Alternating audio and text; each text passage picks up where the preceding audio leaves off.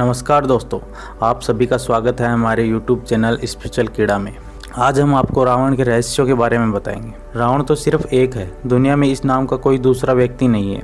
राम तो बहुत मिल जाएंगे लेकिन रावण नहीं। लंकाधीराज लंकापति महाराज रावण को दशानन भी कहते हैं कि रावण लंका का तमिल राजा था। सभी ग्रंथों को छोड़कर वाल्मीकि द्वारा लिखित रामायण महाकाव्य में रावण का सबसे प्रमाणिक इतिहास मिलता है। हिंदू धर्म को मानने वाले सभी लोग राम, सीता और रावण के बारे में अच्छी तरह जानते होंगे। फिर भी रावण से जुड़े कुछ ऐसे भी तथ्य हैं जो शायद आपने कहीं नहीं पढ़े होंगे। रामायण के अलग अलग भागों से संग्रहित करके आज हम आपके सामने रावण से जुड़े कुछ रोचक तथ्य लेकर आए हैं, जिससे पता चलता है कि रावण केवल दुराचारी ही नहीं था, बल्कि उसे धर्म में बहुत विश्वास था और उसे महाज्ञानी भी माना जाता है। रावण के दादाजी का नाम प्रजापति पुलत्स्य था, जो ब्रह्मा जी के 10 पुत्रों में से एक थे। इस तरह देखा जाए तो रावण ब्रह्मा जी का पड़पोत्र हुआ, जबकि उसने अपने पिताजी और दादाजी से हटकर धर्म का साथ न देकर अधर्म का साथ दिया था। हिंदू ज्योतिष शास्त्र में रावण संहिता को एक बहुत महत्वपूर्ण पुस्तक माना जाता है, लेकिन आपको जानकर हैरानी होगी कि रावण संहिता की रचना स्वयं रावण के द्वारा ही की गई थी।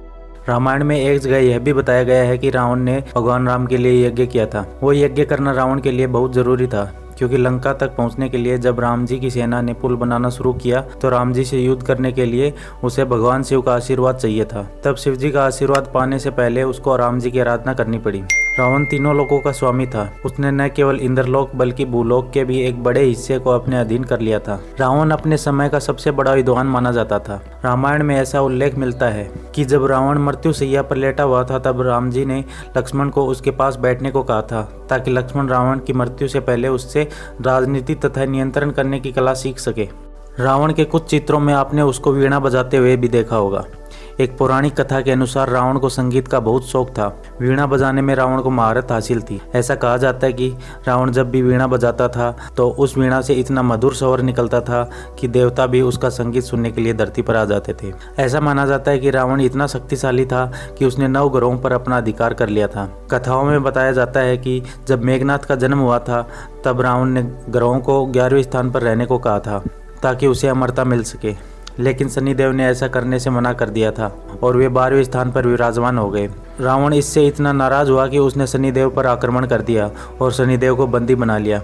रावण ये जानता था कि उसकी मृत्यु भगवान विष्णु के हाथों लिखी हुई है, और वह यह भी जानता था कि विष्णु के हाथों मरने से उसको मोक्ष की प्राप्ति होगी, उसके असुर रूप का विनाश होगा। आप सभी ने रावण के 10 मस्तकों की कहानी सुनी होगी। इसमें विद्वानों के 2 प्रकार के मत हैं। एक मत के अनुसार रावण के 10 मस्तक नहीं थे, वो केवल 9 मोतियों की माला से बना एक भ्रम था जो उसे उसकी माता से प्राप्त हुआ था। दूसरे मत के अनुसार जो प्रचलित है कि जब रावण आशुतोष भगवान शिव शंकर के दर्शन के लिए कैलाश पहुंचा तो कैलाश पर भगवान शिव शंकर को ना पाकर रावण ने शिव तांडव स्तोत्र पाठ शुरू किया तथा पाठ की समाप्ति के साथ ही एक एक करके 10 मस्तक भगवान शिव शंकर को अर्पित करने लगा। जब शिव जी ने उसकी भक्ति देखी तो उससे प्रसन्न होकर उसे पुनः जीवित किया। शिव जी ने ही रावण को रावण नाम दिया था। ऐसा कथाओं में बताया जाता है कि रावण शिव जी को कैलाश से लंका ले जाना चाहता था, लेकिन शिव जी राजी नहीं थे, तो उसने पर्वत को ही उठाने का प्रयास किया। इसलिए शिव जी ने अपना एक पैर कैलाश पर्वत पर रख दिया, जिससे रावण की उंगली दब गई थी। दर्द के मारे रावण जोर से चिल्लाया, लेकिन शिव जी की ताकत को देखते हुए उसने शिव तांडव किया था। शिव जी को यह बहुत अजीब लगा कि दर्द में होते हुए भी उसने शिव तांडव किया, तो उसका नाम रावण रख दिया, जिसका अर्थ होता है तेज आवाज में दहाड़ने वाला। जब रावण युद्ध में हार रहा था और अपनी तरफ से अंतिम शेष प्राणी जब वही बचा था, तब रावण ने यज्ञ करने का निश्चय किया, जिससे तूफान आ सकता था। लेकिन यज्ञ के लिए उसको पूरे यज्ञ के दौरान एक जगह बैठना जरूरी था। तब राम जी को इस बारे में पता चला तो राम जी ने बालीपुत्र अंगद को रावण के यज्ञ में बाधा डालने के लिए भेजा। कई प्रयासों के बाद भी अंगद यज्ञ में बाधा डालने में सफल नहीं हुआ। तब अंगद इस विश्वास से रावण की पत्नी मंदोदरी को घसीटने लगा कि रावण यह देखकर स्थान छोड़ देगा, लेकिन वो नहीं हिला। तब मंदोदरी रावण के सामने चिल्लाई और उसका तिरस्कार किया और राम जी का उदाहरण देते हुए कहा कि एक राम है जिसने अपनी पत्नी को मुक्त कराने के लिए युद्ध किया, और दूसरी तरफ आप हैं कि अपनी पत्नी को बचाने के लिए अपनी जगह से नहीं हिल रहे हैं। यह सुनकर अंत में रावण को पूरा किए बिना ही वहाँ से उठ गया। एक और रोचक तथ्य यह है कि रावण और कुंभकर्ण अपने पूर्व जन्म में भगवान विष्णु के द्वारपाल जय और विजय थे, जिनको एक ऋषि के द्वारा प्राप्त श्राप के कारण राक्षस कुल में जन्म लेना पड़ा था और अपने आराध्य से उनको लड़ना पड़ा था। राम रावण की बातचीत में एक बार राम जी ने रावण को महाब्राह्मण कहकर पुकारा था, क्योंकि रावण 64 कलाओं में निपुण था, जिसके कारण उसे असुरों में सबसे बुद्धिमान व्यक्ति माना जाता था। ऐसा कहा जाता है कि रावण महिलाओं से बहुत आकर्षित था। अपनी इसी कमजोरी के कारण जब वो नल कुबेर की पत्नी को अपने वश में करने की कोशिश करता है तो नल कुबेर की पत्नी उसको श्राप देती है कि रावण, तू अपने जीवन में किसी भी स्त्री को उसकी इच्छा के बिना स्पर्श नहीं कर सकता। अगर तूने किसी भी स्त्री को उसकी इच्छा के बिना स्पर्श किया तो तेरा विनाश हो जाएगा। यही कारण था कि रावण ने सीता को नहीं छुआ था। हम हमेशा पढ़ते हैं कि रावण ने सीता का हरण किया था, जबकि जैन ग्रंथों के रामायण के अनुसार रावण सीता का पिता था, जो एक हिंदू धर्म के लोगों को बहुत अजीब बात लगती है। रावण को अपने 10 सिरों की वजह से 10 ग्रीव कहा जाता है, जो उसकी अद्भुत बुद्धिमत्ता को दर्शाता है। रावण अपने समय में विज्ञान का बहुत बड़ा विद्वान भी था, जिसका उदाहरण पुष्पक विमान था, जिससे पता चलता है कि उसे विज्ञान का काफी ज्ञान था।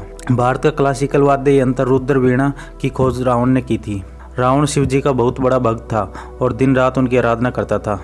रावण के बहुत से नाम थे, जिसमें दशानन सबसे लोकप्रिय नाम था। रावण एक आदर्श भाई और एक आदर्श पति भी था।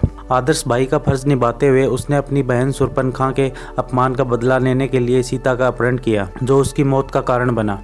दूसरा, उसने अपनी पत्नी को बचाने के लिए यज्ञ को बीच में ही छोड़ दिया, जिससे वो राम जी की सेना को तबाह कर सकता था। इसके अलावा जब कुंभकर्ण को ब्रह्मा जी से हमेशा के लिए नींद में सो जाने का वरदान मिला था, तब रावण ने तपस्या करके इसकी अवधि को 6 महीने किया था, जिससे पता चलता है कि उसको अपने भाई और बहनों और पत्नी से कितना प्रेम था। कुछ लोग ऐसा मानते हैं कि लाल किताब का असली लेखक रावण ही था। ऐसा कहा जाता है कि रावण अपने अहंकार की वजह से अपनी शक्तियाँ खो बैठा था, जिसके कारण उसने लाल किताब का प्रभाव खो दिया था, जो बाद में अरब में पाई गई थी, जिसे बाद में उर्दू और फारसी में अनुवाद किया गया था। रावण बाली से एक बार पराजित हो चुका था। कहानी इस प्रकार है कि बाली को सूर्यदेव का आशीर्वाद प्राप्त था और रावण शिवजी से मिले वरदान के अहंकार से बाली को चुनौती दे बैठा था। बाली ने शुरुआत में ध्यान नहीं दिया, लेकिन रावण ने जब उसको ज़्यादा परेशान किया तो बाली ने रावण के सिर को अपनी भुजाओं में दबा लिया और उड़ने लगा। उसने रावण को 6 महीने बाद छोड़ा ताकि वो सबक सीख सके।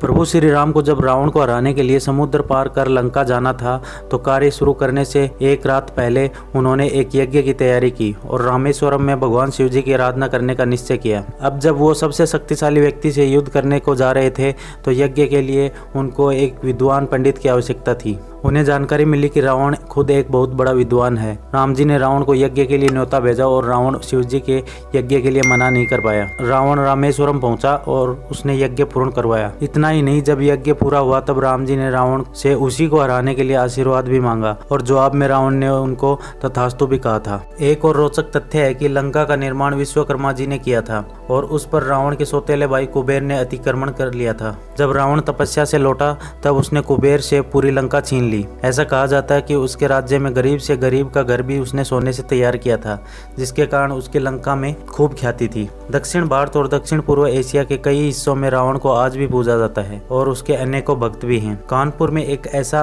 कैलाश मंदिर है जो साल में एक बार दशहरे के दिन खुलता है, जहाँ पर रावण की पूजा होती है। इसके अलावा रावण को आंध्र प्रदेश और राजस्थान के भी कुछ हिस्सों में पूजा जाता है। आपको हमारी ये जानकारी कैसे लगी, हमें अपने सुझाव दें। आपको ये हमारा वीडियो कैसा लगा, अपने सुझाव कमेंट बॉक्स में ज़रूर बताइए। और अगर आपको हमारा वीडियो अच्छा लगा तो लाइक कीजिए, सब्सक्राइब कीजिए और शेयर कीजिए। धन्यवाद।